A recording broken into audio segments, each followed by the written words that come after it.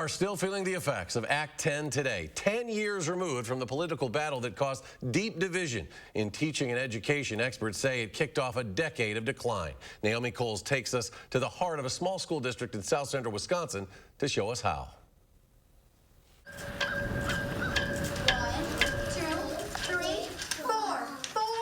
In the Adams Friendship School District, Whoa, that's a fancy way, Gabby. where today's one elementary school used to be four, District Administrator Tom Wermuth is a lot farther away from the River Valley School District where he was a principal during the protests, shoving Wisconsin into a bitter political battle that permanently changed his field. Teachers, in my opinion, were vilified. He's worked in rural districts all his life, serving as a teacher, principal, district administrator, and more in River Valley before moving here in 2019. It's a very close-knit rural school district, which is what I'm familiar with.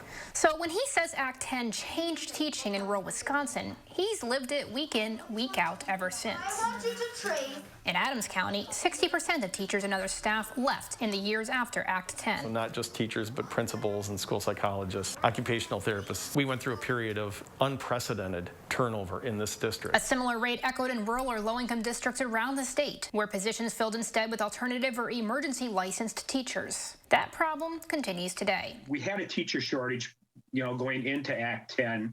After Act 10, it really exasperated, especially out in the rural areas. Less and less individuals are going into our teacher training programs, so there isn't a supply of teachers to fill those open positions. Act 10 cut paychecks and bargaining rights for public employees and made it much more difficult for some districts to hold onto teachers. Where you see this most, the biggest burden, in our rural areas. While Act 10 itself didn't cut school funding, it propelled an era of budgets that did.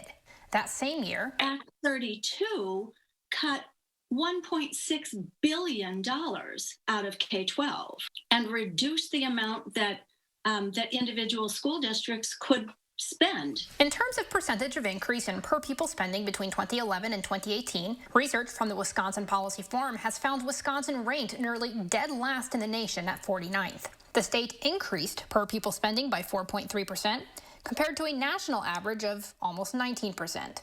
Before 2011, Wisconsin had been well above national average. COVID has absolutely shined a light on this because we have had to cut programs, mental health programs, counselors, school librarians, school nurses. To offset, taxpayers across the state have passed scores of referendums, almost 200 between 2008 and 2018.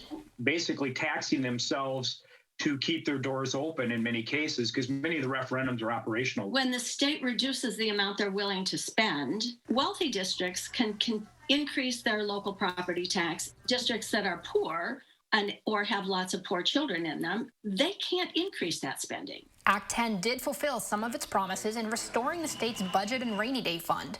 But for public schools, experts say the decade it launched hasn't been easy. Chocolate is brown. In years gone by, Wisconsin has had a great public school system. That was true.